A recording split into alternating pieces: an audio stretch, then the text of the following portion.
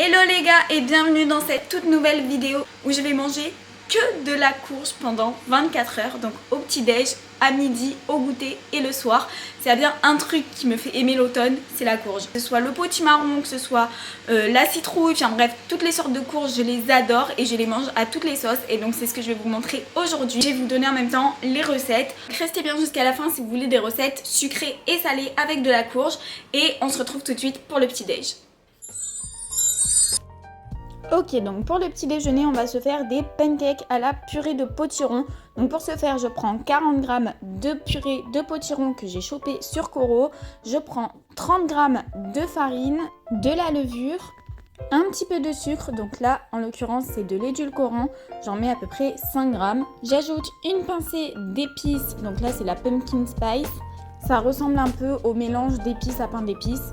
J'ajoute également 15 g environ de blanc d'œuf et un petit peu d'eau pour ajuster la texture. Donc vous verrez que j'en rajoute un petit peu après parce que je trouvais que la texture n'était pas assez lisse. Mais après, la texture de la pâte, c'est vous qui voyez, c'est selon vos préférences. Mais moi, je vous conseille une pâte pas trop liquide et pas trop épaisse non plus. Un petit peu comme vous voyez sur la vidéo.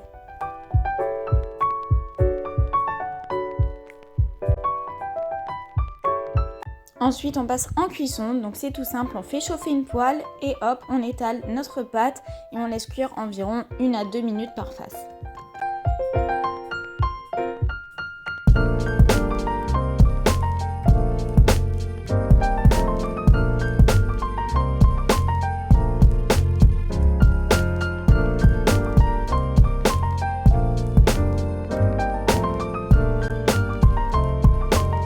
Donc avec cette recette et ces quantités, j'ai pu faire 4 gros entre guillemets pancakes et un plus petit.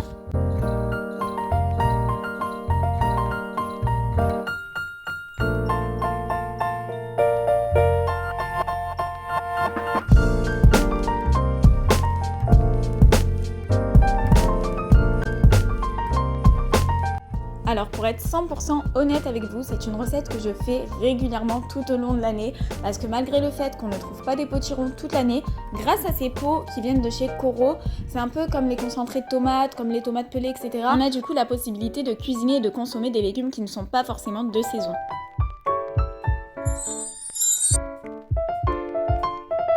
Alors pour cette recette, le résultat n'était mais alors vraiment pas ce que je m'attendais à avoir. Je vais vous mettre une vidéo de mon inspiration, mais vous allez voir que c'était quand même très bon au final, mais c'était pas ce que j'attendais.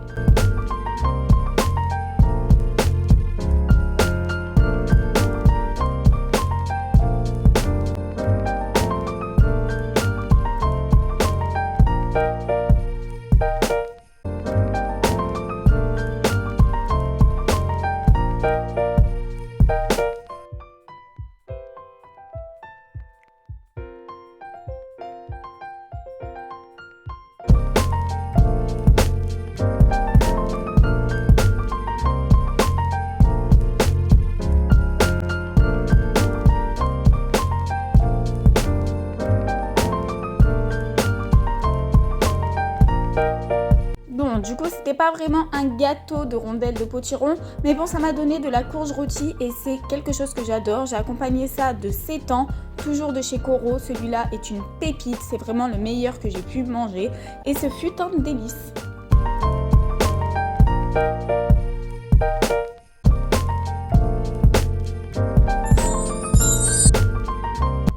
Ok, donc pour le goûter, c'était une tuerie atomique. J'ai fait des dips à base de purée de potiron. Il faut absolument que vous testiez cette recette. Pour la recette et les quantités exactes, rejoignez-moi sur Instagram. La recette est déjà publiée.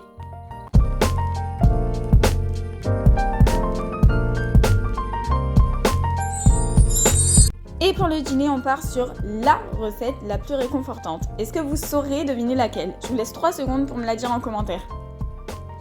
Et ouais, c'était bien la soupe de butternut et je n'ai rien ajouté d'autre que des cubes de butternut coupés et un petit peu d'eau. Et bien sûr, un petit peu de, entre guillemets, faux sel, c'est-à-dire du sel marin. Et c'était une tuerie. La texture était, mais genre, parfaite. Malheureusement, je n'ai pas calculé la quantité d'eau et la quantité de butternut que j'ai mis, mais franchement, c'était les dosages parfaits. La texture était crémeuse, un petit peu épaisse, mais pas trop. Enfin, franchement, pile comme j'aime.